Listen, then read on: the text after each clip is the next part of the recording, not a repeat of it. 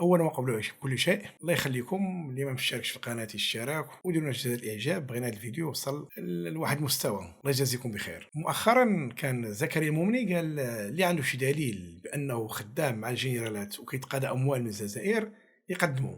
حنا في هذا الفيديو غنقدموا أدلة اللي هي أدلة مادية، ماشي غير هضرة، أدلة ملموسة. قبل ما نبداو نهنئوا المغاربة والمغرب العربي وشمال افريقيا وافريقيا والدول العربيه والدول المسلمه بانتصار اللي حققوا المغرب، وصل المربع الذهبي وكان اول دوله عربيه اسلاميه افريقيه غادي توصل نصف النهائي. وكنتمناو الفيفا ما ديرش القوالب باش تحاول تقصي المغرب ضد فرنسا، لان على ما اظن اعتقد ان غدا الثلاثاء غتلعب الارجنتين مع كرواتيا. الى داز الارجنتين كنظن ان المباراه مع المغرب وفرنسا، كنظن ان المباراه ديال المغرب وفرنسا تكون مباراه عاديه، ولكن الخوف ديالي الى دازت كرواتيا هو ان الفيفا تحاول دير القوالب باش دوز فرنسا وتلقى فرنسا مع كرواتيا. هذه نقطه على حسب الاعتقاد ديالي والله اعلم. المهم في هذا الفيديو هذا حنا غادي نجيبوا ادله وغادي نهضروا على زكريا مومني وغنهضروا على بونيف ودنيا الفيلالي وعلى بن سديره.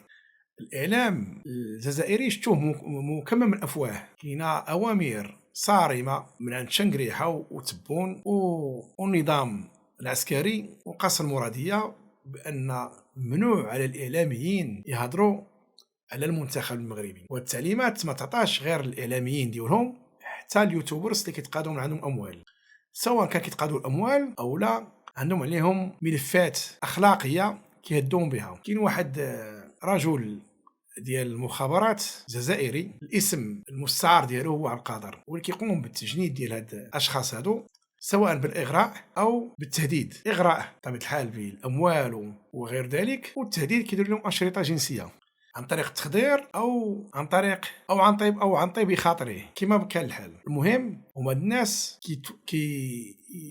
يتحكموا في الناس كيخدموا معاهم بهذه الطرق هذه. كما سمعتوا مدير ديال الاعلام الجزائري في القناه ديالهم الرسميه طردوه، غير مجرد دار غير اشار ان المغرب راه انتصر على البرتغال، قاموا بالطرد ديالو لان الاوامر ديالهم ما تهضرش نهائيا على المغرب. حتى الا هضرتي خاصك تهضر من الناحيه السلبيه، ما تهضرش عليه من الناحيه الايجابيه. علاش؟ هما كيكرهوا المنتخب المغربي، ما كيكرهوش المنتخب المغربي، كيكرهوا المنتخب المغربي والشعب المغربي، باغي يدمرهم بجوج. اشو السبب؟ لان كانوا قبل كيقول لك حنا راه عندنا مشكل غير مع النظام ديال المخزن، ولكن هنا جا الوقت اللي تفضحوا وباب ان راه المشكل ديالهم ماشي مع النظام ديال المخزن وانما مع الشعب المغربي. هذا المنتخب ديال المغرب اللي حقق انتصارات قويه وكبيره اللي مع عمر المنتخب الجزائري ما غيحلم بها. كنا فايتين الجزائر ب50 سنه ديال الحضاره والتكنولوجيا والبنيه التحتيه وبزاف ديال الحوايج، ولكن دابا حاليا الانتصار اللي حقق المنتخب المغربي سواء وصل حدو نصف النهائيه او لا فاز في كاس العالم، الانتصار هذا الجزائر خاصه 1000 عام عاد توصل له. عمرهم ما يحلموا يوصلوا حتى ربع النهايه. علاش؟ لان عندهم شي حاجه هنا ناقصه. هذا هو المشكل اللي عندهم، الحقد والضغينه والبغض ما يخليهم ينجحوا. كما قال الوالد الركراكي دير النيه وتوصل، هما ما عندهمش النيه، هما عندهم غير الحقد والضغينه. الانتصار هذا خلى العالم كله كيهضر على المغرب، حتى ديك الدول اللي ما كانتش عارفه غير كتسمع المغرب ما عارفاش بالضبط وما عارفاش الخريطه ديالو كامله، كانت توصلها الخريطه ناقصه. هذا الانتصار ديال المغرب خلاهم يشوفوا الخريطه ديال المغرب كامله، وهذه اهم ضربه ضربوها الجزائريين. هذا ما كنهضرش، ما كنقصدش الشعب الجزائري، ولكن كنهضر عن النظام. وبهذه المناسبه كنقدم اعتذار للشعب الجزائري لان الفيديوهات اللي كدرت سواء قصيره وطويله ما كنتش نقصد الشعب، كنت كنقصد النظام. وكرروا الاعتذار ديالي والناس يشافوا، وخاصه الفيديو اللي كنت كاتب فيه لا يحدث الا في الجزائر. الله يخليكم شوفوا الفيديو الطويل هذا حكموا، وكنقصد النظام ما كنقصدش الشعب. لك الاعمال اللي قام بها راه قام بها النظام. هذا الانتصار ديال المغرب خطا ودار واحد التغطيه كبيره على الاعلام الجزائري، الاعلام السلبي اللي كان كيحاول يشوه الصوره ديال المغرب، وكان كيحاول يدير الاعلام الدوله ديال الصنادليه والقاطن، وكان كيحاول يضرب في المصداقيه والاخلاق ديال المغاربه والنظام المغربي. وكان كيسوّق واحد الفكرة اللي هي كذب أكبر كذبة، أنه هُما الدولة اللي كينصروا فلسطين، ولكن هذاك النصر ديالهم كان حد الحدود ديالهم، ما كيفوتش الحدود، الإعلام ديالهم كيحاول يخرّجوا ما كيخرجش، ولكن كما لاحظتوا المنتخب المغربي في إقصائيات ديال ربع النهاية للعالم كله بأسريه بجميع اللغات، من لا سواء القارة الأمريكية والآسيوية ووسط قارة أستراليا والقارة الأوروبية والقارة الإفريقية والشمال، والقطب الشمالي والجنوبي، كلهم شافوا الراية ديال فلسطين مع القا في التيران هازين مغاربة، وشافوا وسمعوا النشيد اللي مغنيين المغاربة على فلسطين، وشافوا الراية ديال المغرب كاملة. هذه الجزائر عمرهم ما يحلموا يديروها، واخا يصرفوا الملايير ديال الاموال، ما يقدروش يديروا هذا الشيء اللي داروا المغاربه في هذه اللحظه هذه. اضافه لذلك القمه العربيه اللي كانوا فاضحين بها ديال لم الشمل، اللي هي كانت في الاصل تشتيت الشمل على حساب ما اتفقوا هما مع فرنسا ان الهدف ديالها هو تشتيت، نسات تبقى كيجبدها.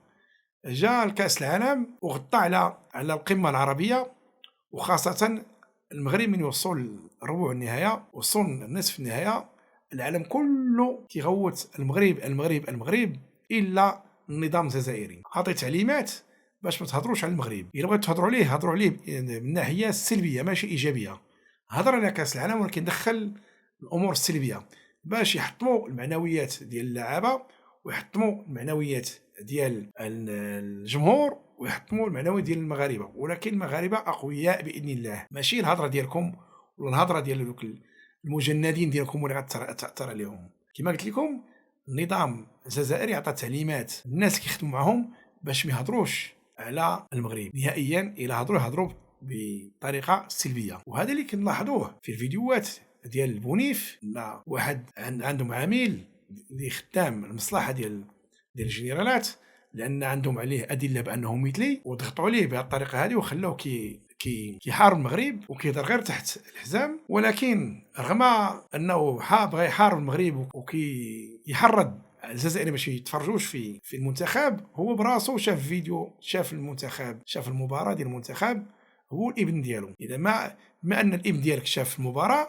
راه الجزائريين كلهم شافوا المباراه ديال المغرب. بن زديره نفس الشيء، كيهضر على المنتخب كيقول المغاربه ربحوا، ولكن كيدخل امور سلبيه. الدنيا الفلالي تسد لها الفم مع الاوامر تعطاتها بس تسد فمها ما تهضرش. ان هي ما لاحظنا مؤخرا ما كتهضرش حتى كيصيفطوا لها الورقه باش تهضر، ما كثرش هي تهضر. كموضوع كتقول واحد الجمله، واحد الموضوع، وكتبقى تدور فيه، كدور حتى كتجيب لك 10 دقائق ديالها.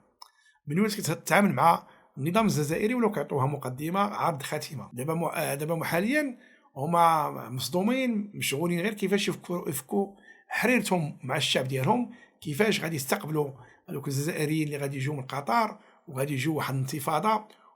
وشافوا الفوارق الطبقيه اللي كاينه ما بين قطر والجزائر، رغم انهم جوج دول متكافئه في الغاز والبترول، وخصها تكون الجزائر اغنى من قطر لان الكميه اللي عندها ديال الغاز والبترول كبيره بزاف. النظام الجزائري حير تالف، ما عندوش الوقت باش يبدا يصايب السيناريوهات ويقدم الدنيا الفلالي اشنو غتقول. بالنسبه لبونيف داك كصحفي كيعرف واخا ما يعطوش، كيعرف يدخل الامور ديالو السلبيه باش يهضر على المغرب. زكريا المومني عنده ديما نفس القصه، كيبدا يبغي يهضر كي نفس الهضره كيبقى يهضر، وهذا هو اللي كان عند الدنيا الفلالي قبل، نفس القصه كيهضر فيها. عنده واحد الموضوع ما كيفوتوش، محمد السادس، الحموشي، المنصوري، الاضطهاد، التعذيب، نفس القصه كيدور فيها. ما عنده ما يقول. تبغي يهضر على المنتخب ما قالش مبروك المغاربه، وبقى كيهضر على الانتصارات وكيفاش حقوا وهادي واش غادي يكون واش غادي يكون، بزاف ما دخل الامور السلبيه. اذا كيطبق هذاك الشيء اللي موصين عليه الجنرالات. واش هذا ماشي دليل على انه خدام مع النظام الجزائري؟ لا هو ولا دنيا الفلالي ولا بن زديره ولا بونيف ما خدامينش مع المخابرات الجزائريه، لان التعليمات اللي عندهم خصهم يهضروا من الناحيه السلبيه. وهنا كنشوفوا رغم ان الانتصار ديال المغرب، انا كنشوف الاعلام كامل مثلا غنشوفوا الاعلامي اللي كيهضر من من الاقتناعات ديالو، من الاقتناع ديالو. ربما كنظن بان حافظ الدراجي كيهضر من الاقتناعات ديالو هضر على المنتخب المغربي، هضر بواحد الطريقه اللي هي ايجابيه، الا مؤخرا كيقول بان المنتخب المغربي كنظن بان راه وما يقدرش ينتصر على البرتغال. اما هذوك اللي خدامين مع الجنرالات مباشره ما يقدرش يهضر بطريقه ايجابيه، ما يقدرش يبين على الفرح ديالو، ما يقدرش هذيك الفرحه ما يقدرش يبينها، ما يقدرش يخرج ابتسامه، خصو يهضر، ما يقدرش يضحك، ما يقدرش يقول مبروك المغرب مبروك المغرب وهو فرحان، لا خصو يخرج عينيه ويبدا يغوت محمد السادس والحموشي والمنصوري وهادي والسبان والمعيار، باش يلاه يرضي الجنرالات، باش في اخر الشهر يستطيعوا ليه واحد الماندا ديال مبروك راك درتي واحد المجهود، ويطلعوا لي الادسنس. ان انا ما كنظنش بان هذاك الجمهور اللي عند دنيا الفيلالي ولا زكريا مومني هما جمهور مغربي، كلهم غير ذباب الكتروني جزائري باش كيزيدوا المشاهده. اذا زكريا مومني الا كنت تكتب لي على الدليل بانك راك خدام مع الجنرالات، هذا هو الدليل، وكنتمنى هذا الفيديو وصلك وتسمعوا. اعزائي المشاهدين، نبقى لي غير نودعكم الى اللقاء في حلقه قادمه ان شاء الله، والسلام عليكم.